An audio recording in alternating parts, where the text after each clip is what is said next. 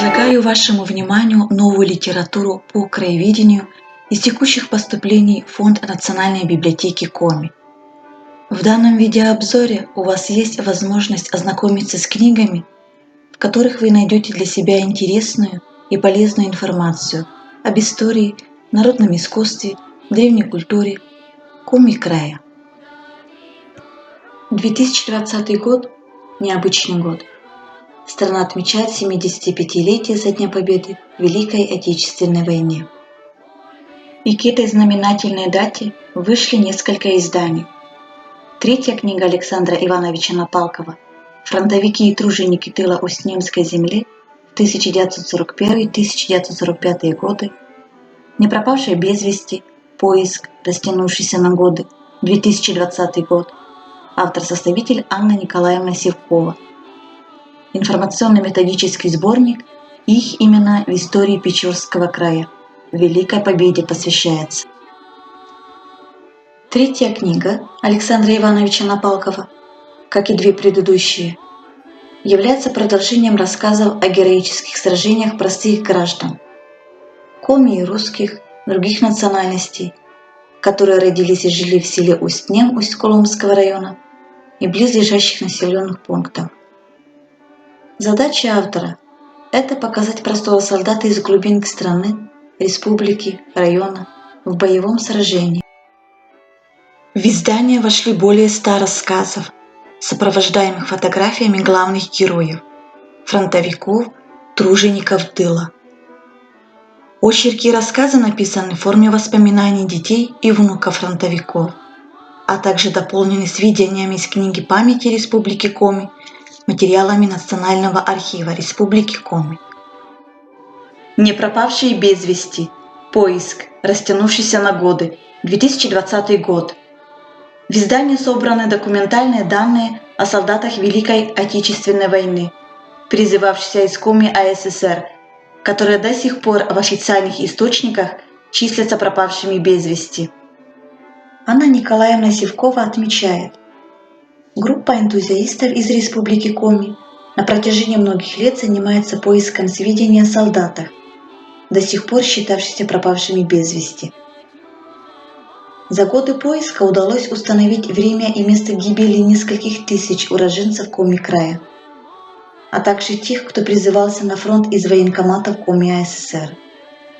Вся информация о них публиковалась на страницах историко-краеведческих выпусков «Дым Отечества». К предыдущему 70-летнему юбилею со Дня Победы была выпущена книга «Не пропавшие без вести. Продолжение следует», куда включены биограммы более 3000 солдат, чей фронтовой путь и время гибели удалось установить. В этом, во втором одноименном издании, помещены сведения еще о 2000 наших земляков из разных городов и районов, пропавших без вести на фронте. За время поиска сыктывкарскими энтузиастами были предприняты 2 масштабные экспедиции. Одна в Германию, Польшу и в Литву, вторая в Норвегию. Дневник второй экспедиции помещен на страницах книги. Их имена в истории Печорского края. Великой Победе посвящается. Это информационно-методический сборник «Дань памяти поколения 40-х годов XX века», на долю которых выпали тяжелые испытания. Тем, кто был на передовых, кто трудился в тылу, кто приближал победу советского народа в Великой Отечественной войне. В его составлении максимально использован тот исторический материал, который собран в музее на протяжении многих лет, изучен и систематизирован. В результате зафиксированы данные, представляющие базу для исследователей. Первая глава посвящена героям Советского Союза, полным кавалерам Ордена Славы, призванных Кожевенским райвоенкоматом. Вторая глава называется «Парад Победы», куда включены коллекции печорцев-участников парада на Красной площади в городе Москве 24 июня 1945 года, а также показаны материалы первых парадов Победы в городе Печоре. Третья глава рассказывает о памятных местах воинской славы в городе Печоре, об участниках Великой Отечественной войны, чьи имена увековечены в названиях улиц, переулков, в мемориальных досках, чьи сведения сопровождаются документами, фотографиями, воспоминаниями, публикациями.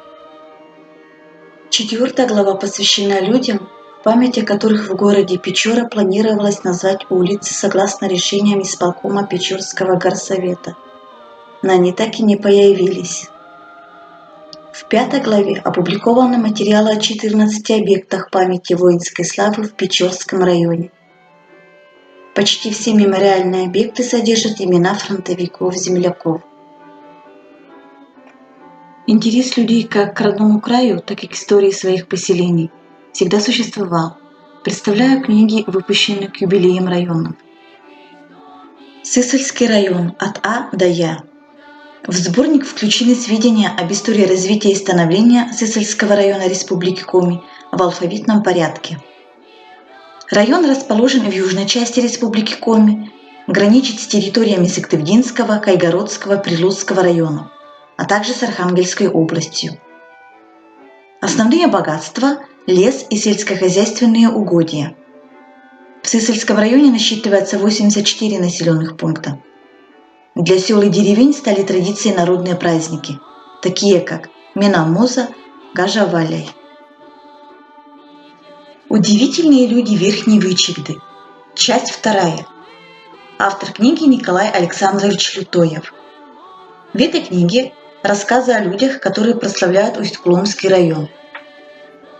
Автор книги подчеркнул: мы часто встречаем хороших людей. Одни становятся друзьями, другие учителями, третьи всегда помогут в беде. Есть люди, которые своим трудом, смелостью, талантом прославили свою родину. Биографии таких людей и вошли в книгу.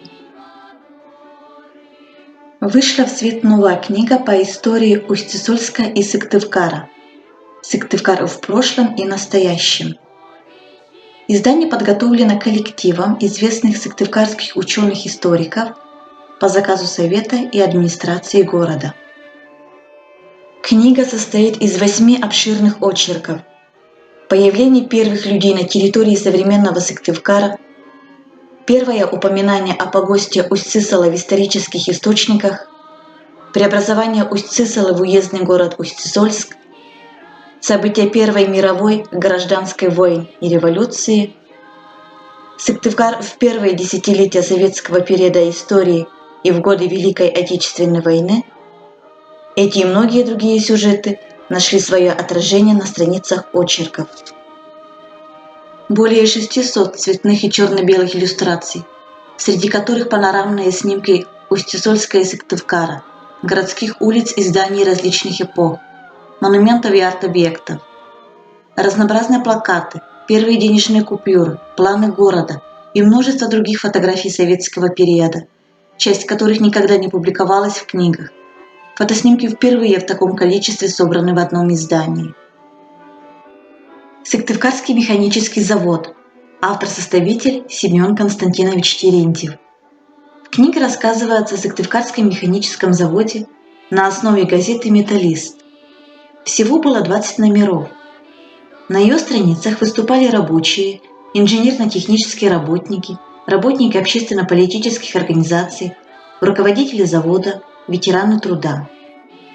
В книге приводится краткая история Сыктывкарского механического завода, перечень оборудования машиностроительного цеха номер 4, воспоминания ветеранов завода, альбом с фотографиями, дополняющие рассказы о жизни и деятельности предприятия.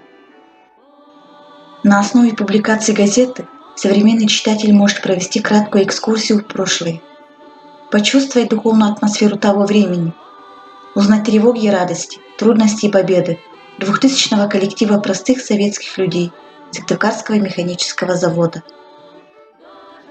В свет вышли презентационные издания и серии «Объекты нематериального культурного наследия Республики Коми», «Хранители традиций Усть-Цильма», «Усть-Цилемская горка. Жемчужина русского севера», «Ижемский праздник Луд».